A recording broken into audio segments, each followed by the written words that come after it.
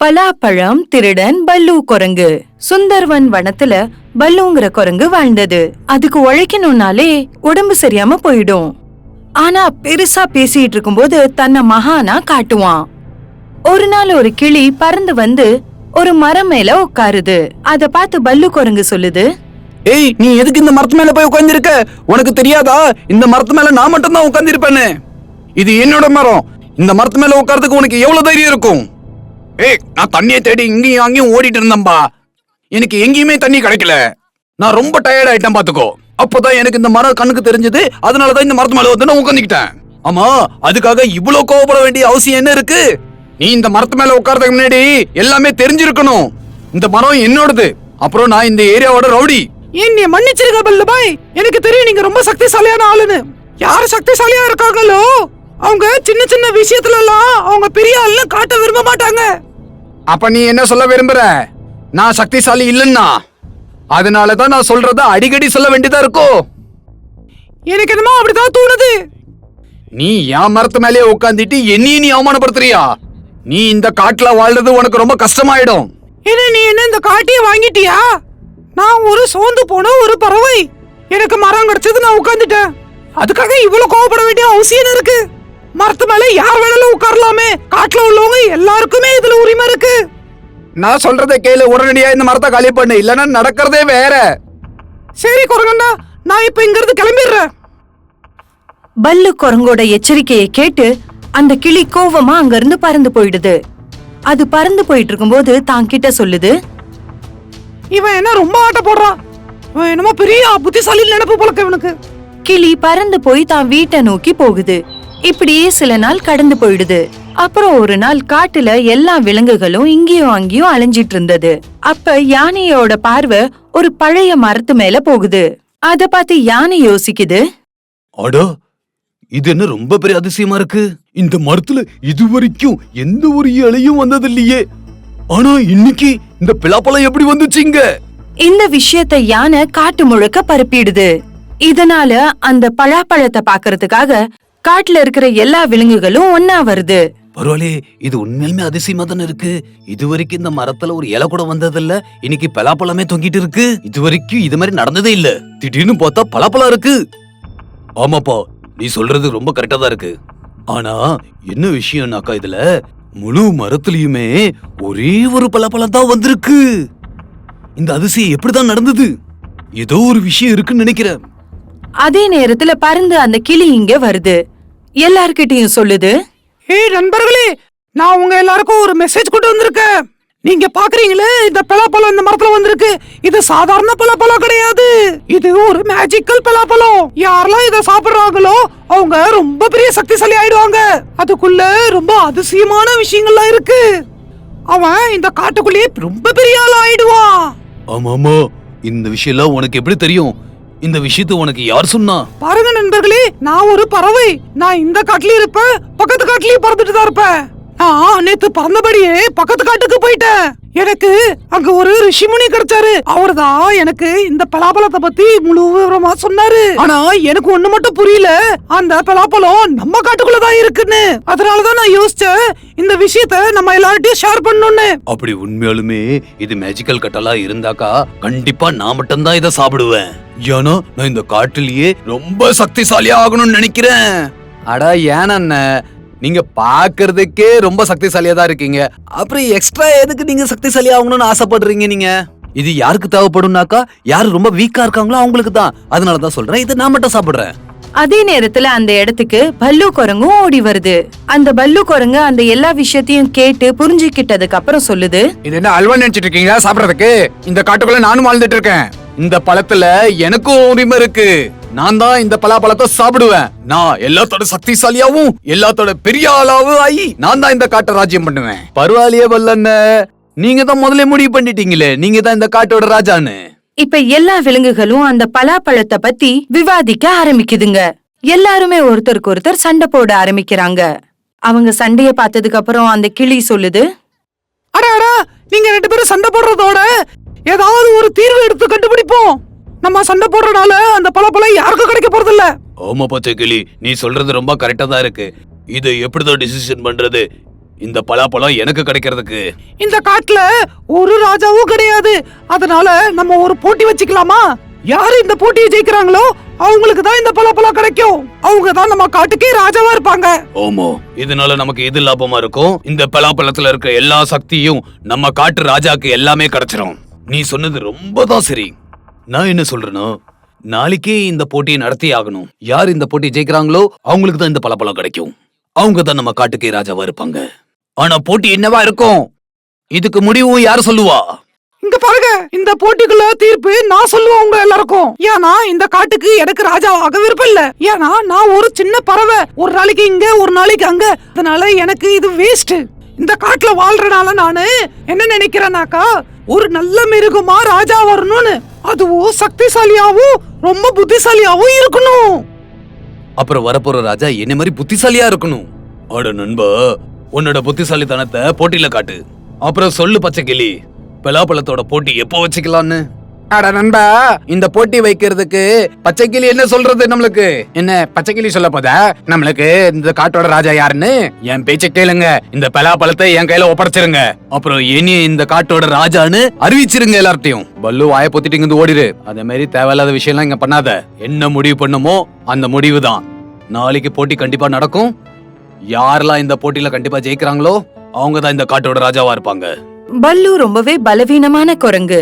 அது போட்டியில பங்கு பெற விரும்பல. அது எதுவுமே செய்யாம அதுக்கு அந்த மந்திர பலாப்பழம் கிடைச்சிடணும்னு நினைக்குது. அப்புறம் அது அந்த காட்டோட ராஜாவா ஆயிடணும்னு நினைக்குது. பல்லு குரங்கு இத பத்தி நினைச்சிட்டு இருக்கும் போது அதுக்கு அந்த பலாப்பழத்தை எப்படி திருடணுங்கிற ஐடியா வருது. அடா பரவாயில்லையே, இன்னைக்கு ஏன் இந்த ஞாபகம் வரல? சொல்ல போனா கடவுள் இனிய ரொம்ப புத்திசாலி ஆக்கி அனுப்பியிருக்காரு. நான் இந்த காட்டுல உள்ள எல்லா மிருகத்துக்கும் கொஞ்சம் காட்டிட்டேன் யார் இந்த காட்டோட ராஜான்னு சொல்லி. இரவு நேரத்துல எல்லா விலங்குகளும் தூங்கிட்டு இருந்தது. அந்த நேரத்துல அந்த பல்லு குரங்கு நேரத்தை பார்த்து அந்த பலாப்பழத்தை மரத்துல இருந்து திருடிடுது. அத வீட்ல பாதுகாப்பா வச்சிடுது. அடுத்த நாள் காலங்காத்தால எல்லா விலங்குகளும் போட்டிக்காக தயாராகுதுங்க.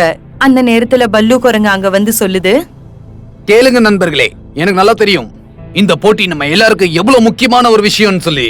ஆனா என்ன பண்றது, திடீர்னு எனக்கு உடம்பு சரியில்லாம ஆயிப்போச்சு. நான் இந்த போட்டியில கலந்து கொள்ள முடியாது. அதனாலதான் நான் என்ன நினைக்கிறேன், யார் இந்த காட்டுக்கு புது ராஜாவா வரீங்களோ அவங்க நல்ல சக்திசாலியான மிருகமா இருக்கணும். என்னப்பா பல்லு, நீ கண்டிப்பா இந்த போட்டியில கலந்துக்க போறது இல்லையா? நீ இல்லாம இதுல ஜாலியாவே இருக்காதே. பல்லு சொல்றத கேட்டதுக்கு அப்புறம் அந்த கிளி புரிஞ்சுக்குது இந்த விஷயத்துல ஏதோ கபடம் இருக்குன்னு. கிளி உடனே போய் அந்த பலாப்பழ மரத்தை பாக்குது. அங்க பலாப்பழம் இல்லங்கறத பாக்குது. கிளி உடனே எல்லா விலங்குகளுக்கும் இத பத்தி சொல்லுது. கேளுங்க நண்பர்களே, நம்ம எல்லாரும் கூட ஒரு துரோகம் நடந்துடுச்சு. இனிமே போட்டியே நடத்த முடியாது. என்னப்பா சொல்லிட்டு இருக்க பச்சைக்கிளி? போட்டி எதுக்காக நடக்காது? ஏன்னா பலாப்பழத்தை யாரோ திருடிட்டாங்க நண்பர்களே. பலாப்பழத்தோட திருட்டுக்கு அப்புறம் காடு முழுக்க பரபரப்பாயிடுது. எல்லாரோட சந்தேகமும் பல்லு குரங்கு மேல போகுது. என் உடம்புக்கு கொஞ்சம் சரியில்லை, நான் இப்ப உடனே கிளம்புறேன்னா இங்க இருந்து எப்படிப்பா கிளம்புவ நீ? இந்த பலாப்பழத்தை யார் திருடினாங்கன்னு தெரியல. எப்போ வரைக்கும் பலாப்பழம் கிடைக்கலையோ அது வரைக்கும் இங்க இருந்து யாருமே கிளம்ப முடியாது. இங்க பாருங்க, என் உடம்பு ரொம்ப முடியல. சொல்ல போனா நான் ஒரு சாதாரணமான மிருகம் தான். எனக்கு ராஜாவாக எந்த தகுதியும் இல்ல. அதனாலதான் சொல்றேன், நான் கிளம்புறேன். நான் என்ன சொல்றேன்னா, நீங்களே முடிவு பண்ணிக்கோங்க இந்த காட்டுக்கு யார் ராஜான்னு சொல்லி. எல்லா விலங்குகளுக்கும் பல்லு குரங்கு மேலதான் சந்தேகம். பல்லு குரங்கு உடம்பு சரியில்லைன்னு சொல்லி அங்க கிளம்புறத பார்த்த உடனே எல்லாரோட சந்தேகமும் நிஜமாயிடுச்சு. அந்த நேரத்துல நரி யானையோட காதுல சொல்லுது, ஏன்னா இவனை நம்ம கையும் கழுவுமா பிடிக்கணும்னாக்கா இப்ப இவனை நீங்க அனுப்பிவிடுங்க.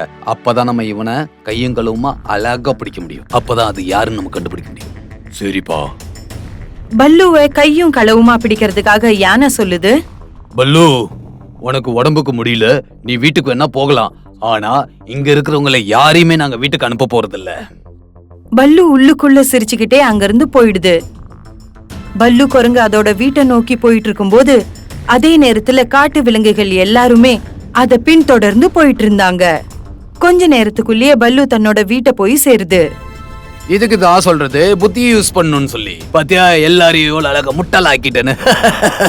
அதுக்கப்புறம் பல்லு குரங்கு அந்த பலாப்பழத்தை பிரிச்சு சாப்பிட ஆரம்பிக்குது. இந்த மேஜிக்கல் பலாப்பழத்தை சாப்பிட்டு நான் பெரிய சக்திசாலி ஆயிடுவேன். இன்னும் கொஞ்ச நேரத்துல அத்புத் சக்தியோட நான் பெரிய ஆள் ஆயிடுவேன். அந்த நேரத்துல எல்லா விலங்குகளும் அங்க உள்ள வந்துடுறாங்க. ஏய், நீ என்ன நினைச்சிட்டு இருக்க? நீ ரொம்ப பெரிய புத்திசாலினா? நீ புத்திசாலிலாம் கிடையாது, நீ ரொம்ப பெரிய முட்டாள் பல்லு. நீ என்ன தேவையில்லாதெல்லாம் பேசிட்டு இருக்க பச்சைக்கிளி? உனக்கு நல்லா ஞாபகம் இருக்குல்ல, என்னைய அந்த மரத்து மேல இருந்து என்னை விரட்டி விட்டல. நானும் அன்னைக்கு முடிவு பண்ணிட்டேன் உன்னை இன்சல்ட் பண்ணியே தீரணும்னு. ஆனா நான் ஒரு சின்ன பச்சைக்கிளி, என்னையால உன்னை ஒண்ணு செய்ய முடியாதுன்னு நினைச்சிட்டு இருந்தேன். அதனாலதான் இந்த பச்சைக்கிளி என்கிட்ட வந்துச்சு. நான் தான் பலாப்பழம் மேஜிக்கல் குள்ள பழம்னு சொல்லி நான் தான் பிளான போட்டேன். ஆமா, அந்த பலாப்பழம் மேஜிக்கல்லாம் ஒண்ணுமே கிடையாது. அது வெறும் சாதாரண பலாப்பழம் தான். நாங்க தான் அத மேஜிக்கல்னு சொல்லி உன்னை முட்டாளாக்கணும். நீ ஒரு சோம்பேறின்னு எங்க எல்லாருக்கும் நல்லாவே தெரியும். நீ உழைச்சலா சாப்பிட முடியாதுன்னு எங்களுக்கு தெரியும்.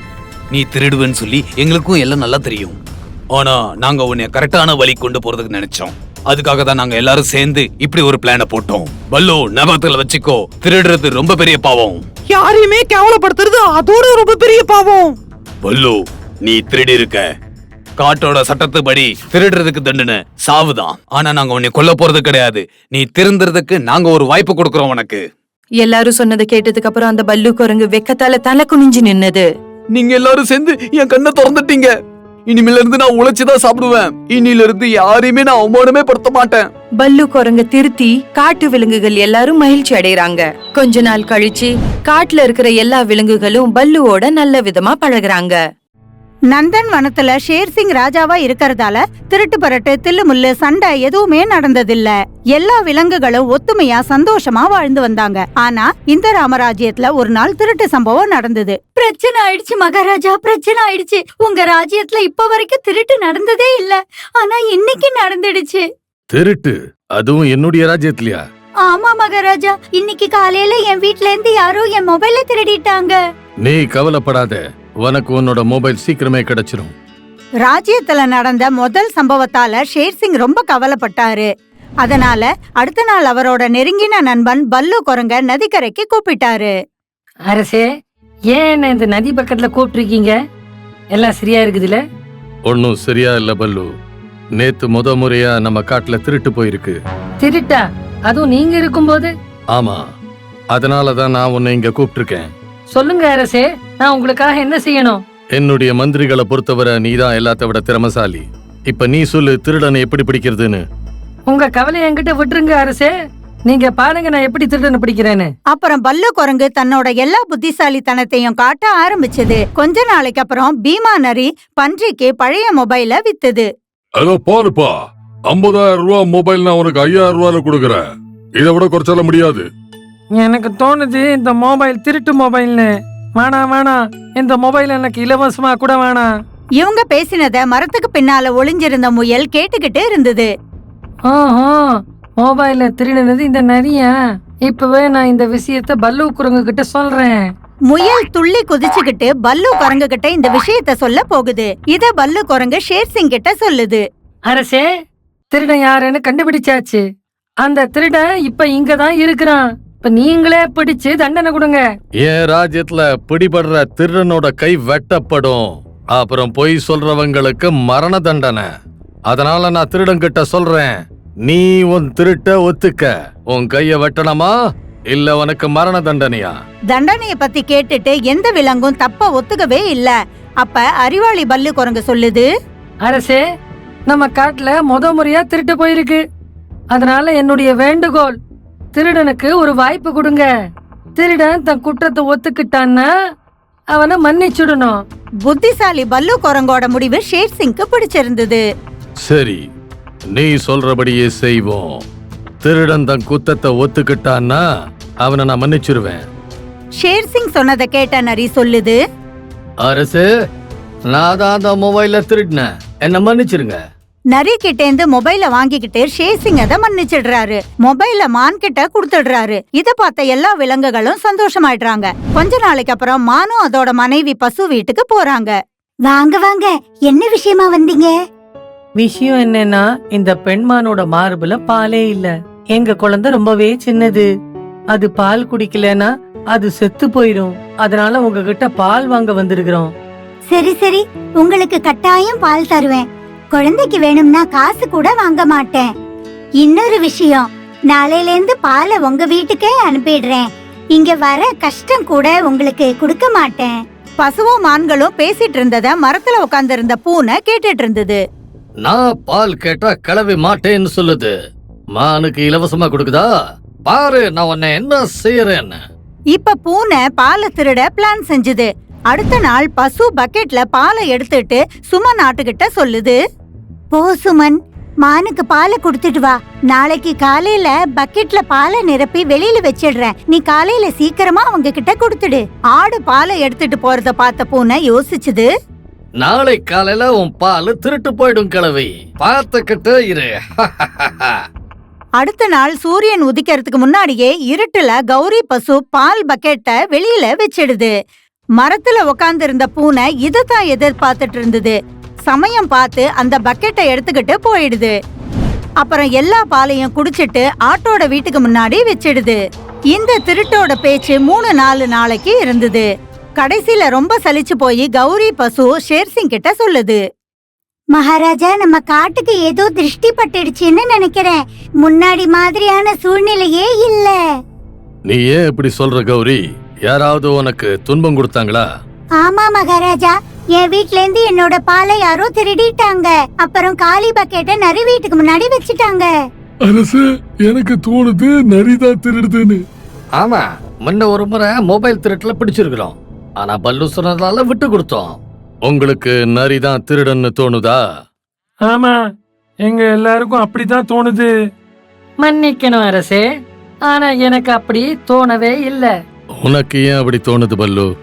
ஒருவேளை நரி திருடி இருந்தா அது தன்னோட வீட்டு வாசல்ல காலி வாளிய வைக்காது. அப்ப திருடனை எப்படி பிடிக்கிறது மகாராஜா? திருடனை பிடிக்கிற விதத்தை நமக்குள்ள அதிக திறன் வாய்ந்த பல்லு நமக்கு எடுத்து சொல்லும். சொல்லு பல்லு, திருடனை எப்படி பிடிக்க? திருடனை பிடிக்கிறதுக்கு ஒரு சுலபமான வழி இருக்கு அரசே. இன்னில இருந்து பசுமாடோட வீட்டுக்கு வாசல்ல யாராவது கண்காணிக்கிட்டே இருப்பாங்க. திருடன் பாலை திருட வந்ததும் நமக்கு உடனே தெரிய வந்துடும். ஆமா, அதுக்கப்புறம் நாம அதுக்கான தண்டனையை தெரிவிப்போம். இதை எல்லாத்தையும் திருட்டு பூனை கேட்டுட்டு இருந்தது. நீங்க காவல் காக்கும் போது நான் பாலை திருடவே மாட்டேன். நான் பிடிபடுற வாய்ப்பே கிடையாது. ராத்திரியிலேந்து கௌரி பசு வீட்டுக்கு அக்கம் பக்கத்துல நின்னுகிட்டு வேவி பார்த்துட்டு இருந்தாங்க. மரத்துல உட்கார்ந்து இருந்த திருட்டு பூனை இதையெல்லாம் பார்த்துட்டு இருந்தது. கண்ணு, என்ன பிடிக்கிறது கஷ்டம் இல்ல, முடியவே முடியாது. ராத்திரி கௌரி பசு பால் பக்கெட்டை வீட்டுக்கு வெளியே வைக்குது. ஆனா விடிஞ்சதுக்கு அப்புறம் கூட பால் திருட்டு போகவே இல்ல. பல ராத்திரி இப்படி வேவு பார்த்துட்டு இருந்தாங்க. ஆனா எந்த ராத்திரியும் பால் திருட்டு போகவே இல்ல. அதனால ஷேர்சிங் பல்லு குரங்க நதிக்கரைக்கு கூப்பிட்டு சொல்றாரு. பல்லு, உன்னுடைய மூளை என்னோட சக்தி ரெண்டும் இணைந்தும் திருடனை பிடிக்க முடியல. இப்ப நாம என்ன செய்ய? அரசே, நான் இன்னும் என்னோட புத்திய பயன்படுத்தவே இல்ல. அப்படின்னா பசுமாட்டோட வீட்டு வாசல்ல ஒரு காவல்காரனை வச்சு அது என்ன? நான் ஏன் அந்த மாதிரி செஞ்சேங்கிறது உங்களுக்கு சில நாட்கள்ல தெரிய வரும். நாளைக்கு உங்க சபையில எல்லாரையும் கூப்பிடுங்க. அதுக்கப்புறம் நான் சொல்றபடி நீங்க செய்யுங்க. ஷேர்சிங்க்கு பல்லு குரங்கோட புத்திசாலித்தனத்துல முழு நம்பிக்கை இருந்தது. அதனால அது பல்லு சொன்னதும் எல்லா விலங்குகளையும் சபைக்கு கூப்பிட்டது. நண்பர்களே, பல நாட்களாக எங்க ஆளு மாட்டோட வீட்டு வாசல்ல நின்னுக்கிட்டு கண்காணிச்சான். ஆனாலும் திருடன் பிடிபடல. அதனால இந்த காட்டுல எல்லாத்த விட திறமசாலியான பல்லு குரங்குக்கு 3 நாள் டைம் கொடுக்கற திருடனை பிடிக்க. 3 நாள்ல பல்லு குரங்கால திருடனை பிடிக்க முடியலனா பல்லு குரங்கு தான் திருடன்னு முடிவெடுப்போம். நான் ஒத்துக்கிறேன். அப்புறம் அடுத்த நிமிஷமே பல்லு குரங்கு சொல்லுது. திருடன் கிடைச்சிட்டான். பால் திருடன் நரிதான். நாம நரிய பிடிப்போம். நரி திருடனா? ஆனா நீ என்ன சொன்ன? நரி திருடனா வீட்டு வாசல்ல காலியான வாளிய வைக்காதுன்னு சொல்லி இருந்தேன். ஆனா நான் இப்ப சொல்றேன், நரிதான் திருடன். இந்த எல்லா விஷயத்தையும் எல்லா விலங்குகளோடையும் பூனையும் கேட்டுட்டு இருந்தது. நரிய கைது செய்வோம். கொஞ்ச நேரத்துக்கு அப்புறம் நிறைய கைது செஞ்சு ஷேர்சிங்க்கு எதிரில நிக்க வச்சாங்க. இது தவறு அரசே. குரங்கு தன்னை காப்பாத்திக்க என்ன மாட்டி விட்டுருச்சு. நான் திருடன் இல்ல. நம்ம காட்டுல இதுக்கு முன்னாடி திருட்டு போகவே இல்ல. ஆனா நீ மொபைல் திருட்டுல மாட்டிக்கிட்ட. அதனால என்ன பொறுத்த வரைக்கும் திருடன் நீதான். அப்புறம் ஷேர்சிங் பல்லு குரங்கு சொன்னதை ஒத்துக்கிட்டு நரிக்கு தண்டனை கொடுத்தாரு. இதுக்கு முன்னாடி திருட்டுல நரி ஒரு முறை மாட்டிக்கிச்சு. இது 2வது முறை. அதனால தண்டனை கொடுப்போம். இத நம்ம காட்டை விட்டு வெளியே துரத்துவோம். தண்டனை கிடைச்சதுமே நரிய அடுத்த காட்டுக்கு அனுப்புறாங்க. அடுத்த நாள் ராத்திரி கௌரி பசு பால் பக்கெட்டை வீட்டுக்கு வெளியே வச்சுட்டு சொல்லுது, ராஜா ஷேர் சிங் வாழ்க, இன்னிலேந்து என் வீட்ல இருந்து பால் திருடே போகாது. கௌரியோட பேச்சு கேட்ட மேல மரத்துல உட்கார்ந்திருந்த பூனை சொல்லுது, களவே, பால் இன்னும் திருட்டு போக தான் செய்யும். பால் திருட நரி இல்ல, நான் தான் பால் திருட. கொஞ்ச நேரத்திலேயே சமயம் பார்த்து பூனை பாலை திருட போகுது. ஆனா பக்கெட்டை புடிச்ச உடனேவே திடீர்னு ஷேர் சிங் மற்றும் எல்லா விலங்குகளும் அங்க வராங்க. நீ அங்கே நில்லு, ஒரு அடி மேல எடுத்து வச்ச உன்னை தீத்து கட்டிடுவேன். கையும் களவுமா பிடிபட்ட திருட்டு பூனை நடுங்கிக்கிட்டே சொல்லுது, என்ன மன்னிச்சிருங்க அரசே, நான் தப்பு செஞ்சுட்டேன். நீ என்ன நினைச்ச? நீ மாட்டிக்கவே மாட்டேன்னு நினைச்சியா? உன்னை பிடிக்க நாங்க ஒரு பிளான் பண்ணி இருந்தோம். கேட்க விரும்புறியா? அப்ப கேளு. பசுமாட்டோட வீட்டு வாசல்ல ஒருத்தர் நாங்க சொல்லியிருந்தோம் கண்காணிக்க. ஆனா எங்களுக்கு நல்லாவே தெரிய வந்துச்சு திருட அப்ப திருட வரமாட்டான்னு. அதனால கொஞ்ச நாளைக்கு அப்புறம் திருடம் பிடிபட்டதான் நாடகம் போட்டோம். நரி ஏற்கனவே திருடி பிடிபட்டுச்சு. அத திருடன்னு நிரூபிக்க எங்களுக்கு ரொம்பவே சுலபமா இருந்துச்சு. நாங்க எங்க பிளான நரி கிட்ட தெரிவிச்சோம். நரி எங்க பிளான்ல ஒத்துழைச்சுது. அதுக்கப்புறம் நான் நரிக்கு தண்டனை கொடுத்தேன். உன்னோட பயமும் பறந்து போச்சு. நீ நினைச்ச நீ செஞ்ச குத்தத்துக்கு நரிக்க தண்டனை கிடைச்சதுன்னு. அதனால உன்னை யாருமே சந்தேகப்பட மாட்டாங்க. ஆனா இது உன்னோட மூட நம்பிக்கை. உன்னை கண்ணுங்களவுமா பிடிக்கணும்னு தான் இப்படி பிளான் செஞ்சோம். நீ மாட்டிக்கிட்ட கௌரி. நான் இதுக்கு பெரிய தண்டனை கொடுப்பேன். இதுக்கப்புறம் வேற எதுவும் திருடறதுக்கு முயற்சி செய்யாது. அடுத்த நாள் ஷேர் சிங் பூனைக்கு கடுமையான தண்டனை கொடுக்கறாரு. பல்லுவுக்கு புத்திசாலிங்கிற பேரோட திருடனை பிடிச்சதுக்கு பரிசும் கிடைக்குது.